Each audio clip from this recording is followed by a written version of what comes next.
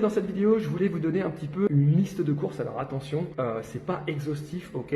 C'est assez segmenté, vous allez voir. Mais une liste de courses, grosso modo, quand je sais pas trop ce que je dois prendre, etc., je me focalise toujours un peu sur cette liste. Comme ça, je suis sûr que les ingrédients que je vais prendre là-dedans, je suis sûr de faire des bons choix en termes de santé, de perte de poids, et etc. Ok? Donc, je vous ai préparé une petite liste. Je vais y aller par protéines, lipides, légumes et bonnes sources de graisse. Tout simplement. Vous êtes sûr que si vous vous dirigez sur ce type d'aliment et que vous cuisinez avec ce type d'aliment, vraisemblablement, on est sur quelque chose qui va vous apporter des bénéfices, que ce soit en termes de santé ou bien sûr en termes de perte de poids. Pour les protéines, donc de la viande biologique, ok, donc viande rouge biologique, des œufs biologiques, ou ça peut être de la viande blanche aussi, hein, bien évidemment. Donc des œufs biologiques, la marque Bleu Blanc Cœur est assez intéressante également. Vous avez des poissons, alors essayez de prendre toujours des poissons sauvages, évitez les poissons d'élevage, même si certains sont peut-être mieux que d'autres, etc. De manière générale, quand c'est de l'élevage, il y a plein de problématiques qui vont avec. Ensuite, vous avez tout ce qui est les haricots, les noix, les graines, ok, il y a des protéines là-dedans, les coquillages et crustacés, l'isolate de whey, ok, pour ceux qui veulent prendre de la protéine en poudre, dirigez-vous sur de